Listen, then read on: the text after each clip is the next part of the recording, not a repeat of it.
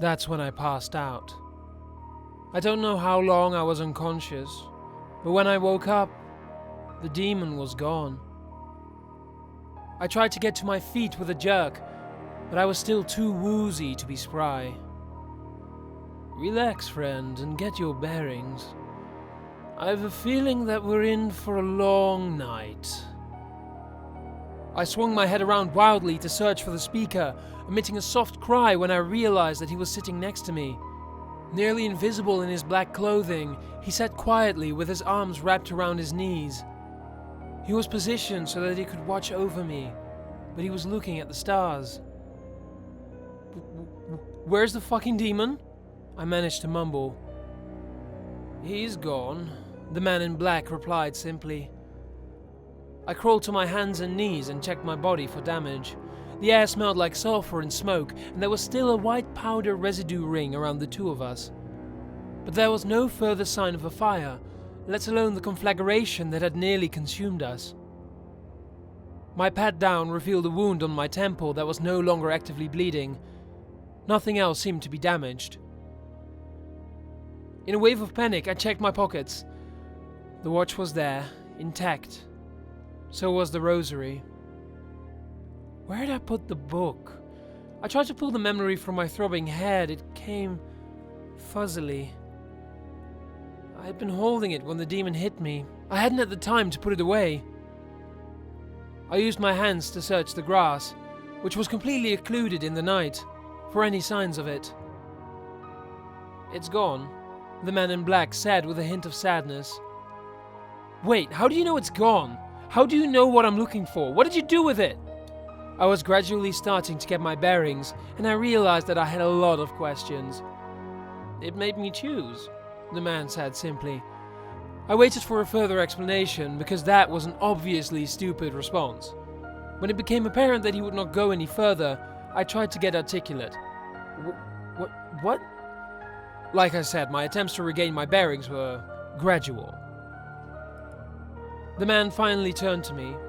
He had short brown hair that was parted neatly to one side, and fairly light skin that contrasted with his black shirt and pants. Your book was obviously special. When the bull demon knocked you to the ground, it flew past the reach of the fire.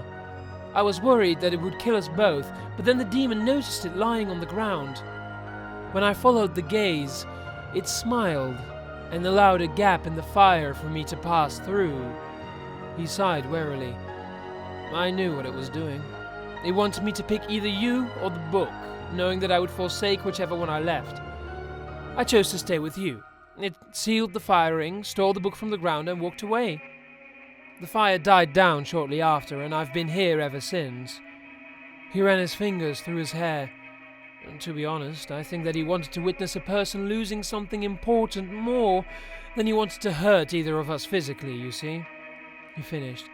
It knows that physical damage ends with death and did not want to let us off that easy. He stood up and returned to gazing at the stars. The man in black said all of this like it was the most normal thing in the world.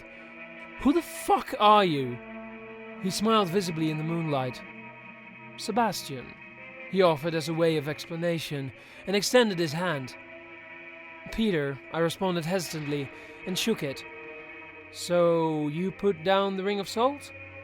What seemed like the right thing to do when the demon started that fire.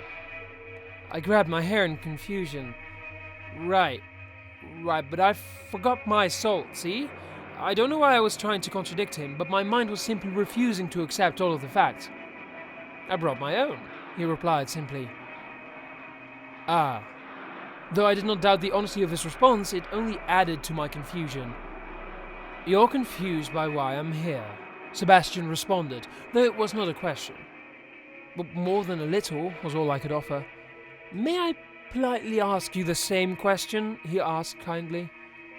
The thing is that I had felt so justified in questioning his motives, but suddenly, my response of, I've been hunting demons all day and just got back from a forest jaunt with my dead parents, made me seem like a crazy person.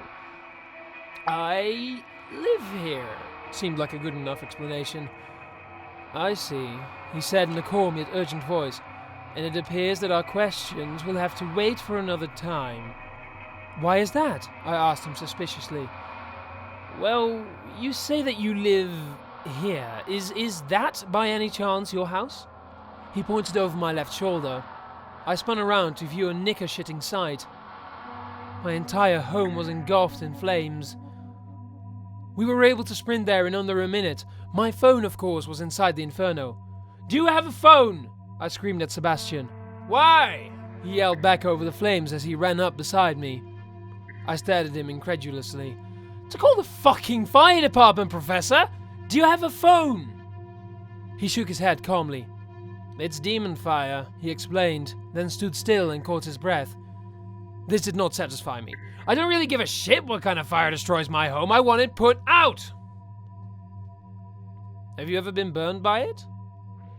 I suddenly remembered my hand, the one that showed no physical damage after being burned, yet still hurt like hell, actually. Sebastian could see realization dawning in my eyes. There were no scorch marks on the ground either, he offered. I looked up at the still burning house. But won't it disturb the neighbors? He didn't flinch. No police or firemen came when the bull demon surrounded us in flame. Now this was true. I don't think anyone can see it unless they want that person to see it, he offered. I turned back around to look at the flaming home, which had all the apparent subtlety of a sledgehammer to the groin. So no one else can see this? Well, he countered, still talking loudly over the din. Where are your neighbors? I looked around. No one was out. Either I lived next to the world's most terrible people, which I definitely would have said about Buster while growing up, or he was bizarrely accurate. I looked back at Sebastian, brow furrowed. Who the fuck are you? I asked for the second time that night. I am a priest by trade, but have recently been a full-time denizen of the road, he explained, touching his nose delicately. In the firelight, I could see that it was lightly bruised and swollen. Believe me, I have a lot of questions for the man I encountered unconscious at the feet of a supernatural monster, and based on what's happening to your house, you probably have more to answer than I do. Oh, but the stories will simply have to wait, he finished. And why is that? I shot back, not liking the fact that he was almost certainly right. Because, Peter, if we're the only ones who can see the fire, it means that they're sending us a message. A wall of ice cascaded down my back. And what message is that? I asked, secretly not wanting him to have an answer. Father Sebastian looked past me, across the series of shimmering windows, and into the flaming attic. They want us to come in. Sebastian had enough salt for the both of us. It only stops the fire, I think, he offered.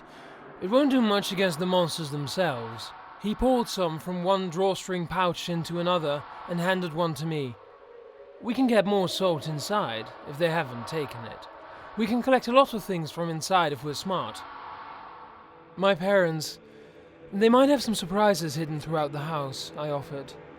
He nodded very matter-of-factly. Do you have any sunglasses or sage on you?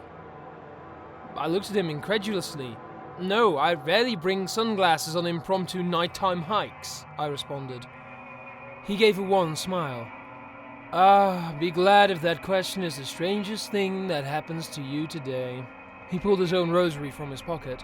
I noticed that it seemed to be an exact replica of mine, but I realized that that too would have to be a story for another day.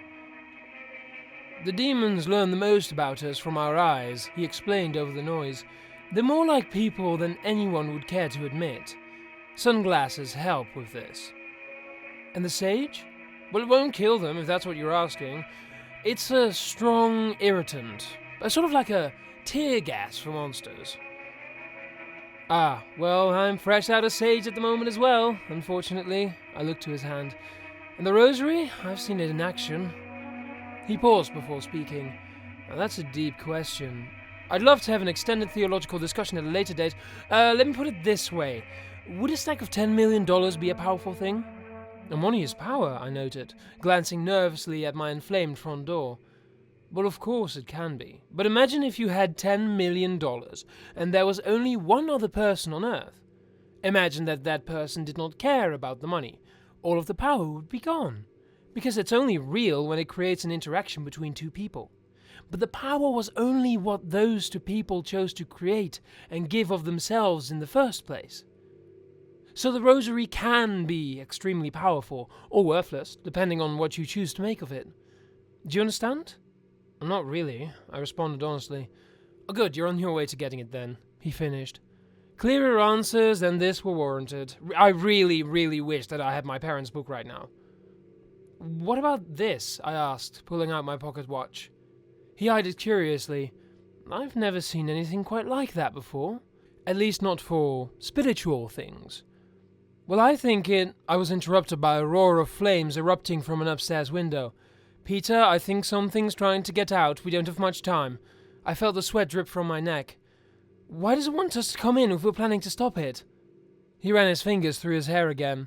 They'll be more powerful if they can hurt something first, and I believe it thinks that we will serve that purpose, he sighed. But we don't have a choice. Whatever is in there will escape soon, and it will do so with or without taking in a couple more extra victims beforehand. But we can stop it, right? Well, they don't have any faith in us. We stood in silence for a moment. A fistful of salt spread wide across my front entry hall, flying from my outstretched palm in all directions. It was enough to cut a clear path through the fire. My black-clad friend and I walked shoulder to shoulder through the entry hall, flames licking upward, unable to reach us. Welcome to hell, I offered. Sebastian and I came to the end of the hall, which opened up to a living room. While demonic flames leapt across the walls, the floor was free of fire and uncannily dark. It took me several seconds to notice the girl. She was about 6 years old, and sat bound to a chair across the room. Her wide blue eyes betrayed pure terror.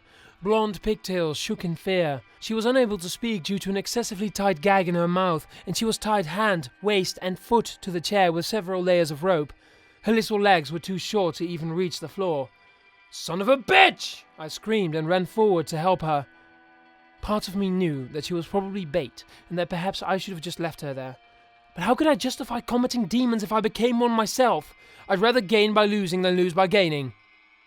I suddenly realized that I almost certainly did not know the truth about my parents' death, and I charged across the room for her anyway. I was suddenly knocked to the ground just feet from the girl. I could hear her high-pitched moans. I rolled around to face my assailant. Sebastian had me pinned. He was screaming, "Get back! Get back into the hall!" But I couldn't leave this girl. Even as he pulled me to my feet, I resisted and tried to reach her. Sebastian changed tactics. He spun around and placed himself between me and her, still grasping my neck with his right hand. The fire roared. Sebastian lifted up his left hand and shoved against the girl's chest. It was the hand with the rosary. An ungodly scream shook the walls of the house. The girl flew, chair and all, toward the back wall. She slammed against it and pitched forward. But she didn't hit the ground. 10-feet-long appendages ripped from her torso, shearing the chair into a million pieces. The appendages, 6 of them, slammed to the ground and raised what was left of the girl into the air. They appeared to be metallic legs, flailing around like they belonged to a robotic insect the size of a truck.